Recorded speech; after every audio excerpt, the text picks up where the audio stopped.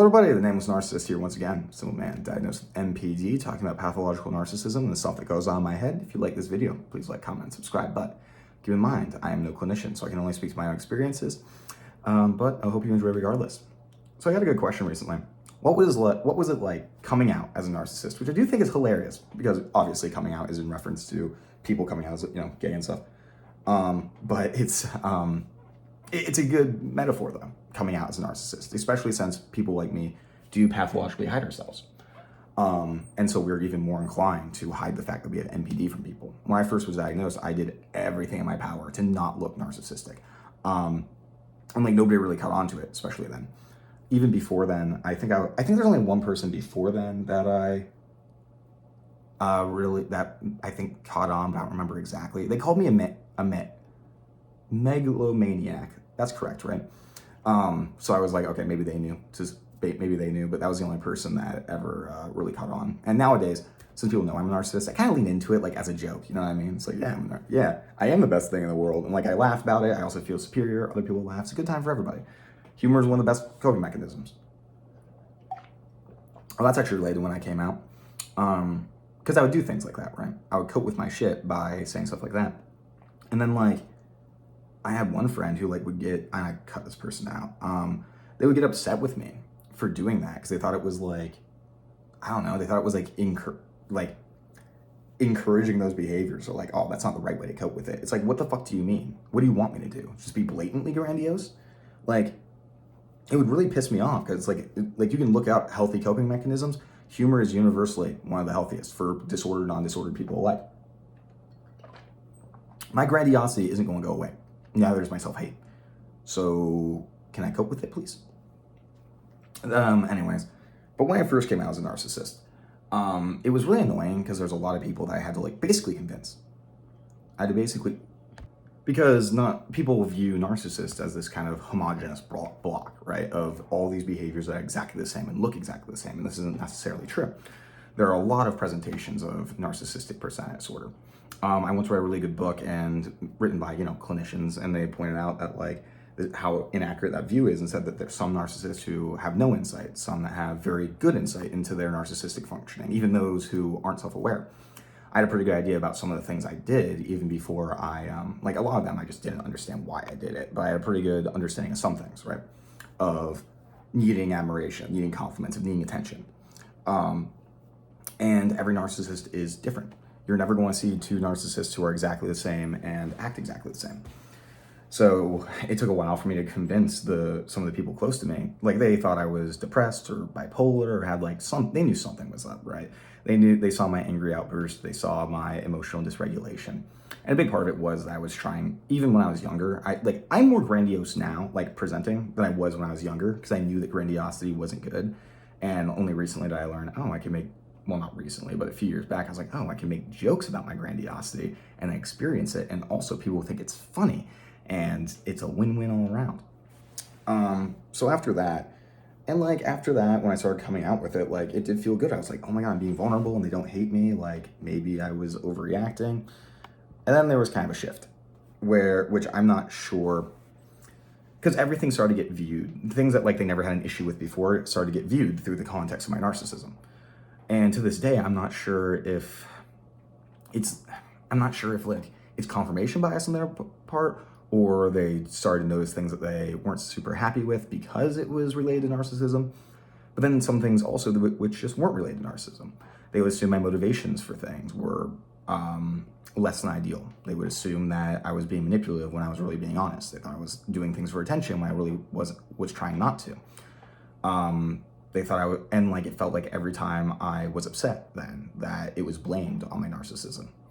I feel like a lot of cluster Bs have a similar experience with this, and obviously it wasn't everybody, but that became a very common theme where it seemed like I couldn't be separated from my disorder. And it is hard to separate me from my disorder because my personality is a disorder, but not everything I do is related to it. Not 90% of it. I would say there's still some things I can still act against my instincts, right? And I often do.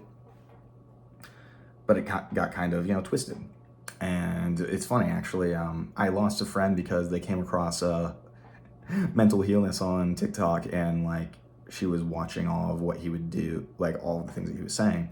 and was like, oh my God, like Jacob must be doing these things. He must be an awful person, incapable of loving or caring or whatever.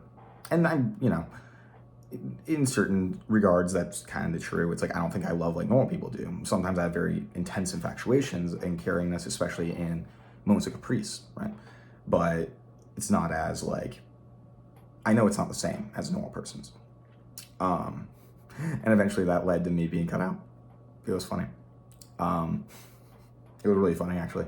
But, and at first I did resent Lee for a little bit because of that. I don't anymore, because it's like, well, if she saw those things and couldn't just think about me, right?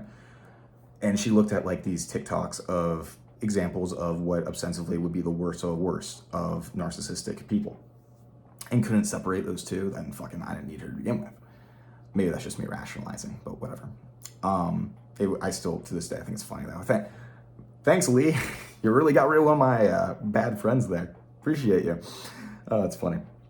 But yeah, after that, that was like probably one of the only ones I straight up lost a friend over it, right? I will say that although I have suffered in my interpersonal relationships because of how narcissism is typically looked at, my narcissistic behaviors by far have driven more people away. But I do, again, yes, I have lost people and had my relationships affected by stigma regarding narcissism. Hell, the reason why I made this channel is because people just didn't want to hear my shit, right? I was trying to be vulnerable and people were like, nah, that's fucking, you're too intense, it's too much, whatever. And would also say it felt like every time I tried to talk about it that either they wouldn't try to understand, they just be like, oh, your narcissism's just messing with you, just stop thinking about it like that. And I'm like, I literally can't, that's what I'm fucking trying to tell you. And so I made this channel so I could vent and hopefully find some people that thought like I did, or people that would be interested in listening to me or understand. And it did work out like that, thank God.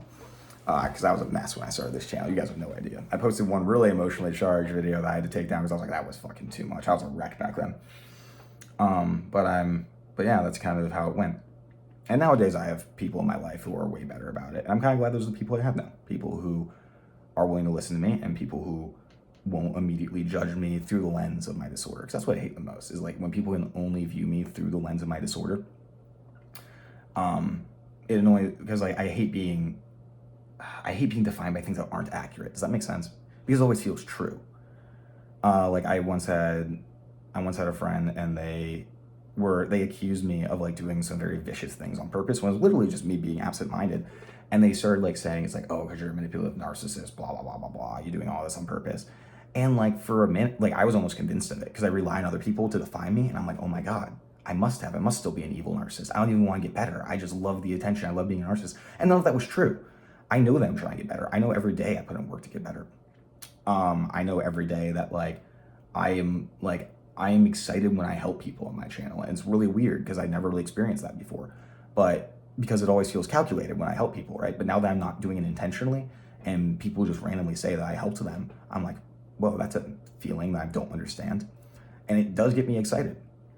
But it's very easy to kind of fall into that being defined by the stigma of narcissism, since I rely on other people for validation and for who I am, to determine who I am. It's really weird. Anyways, I think that's it though.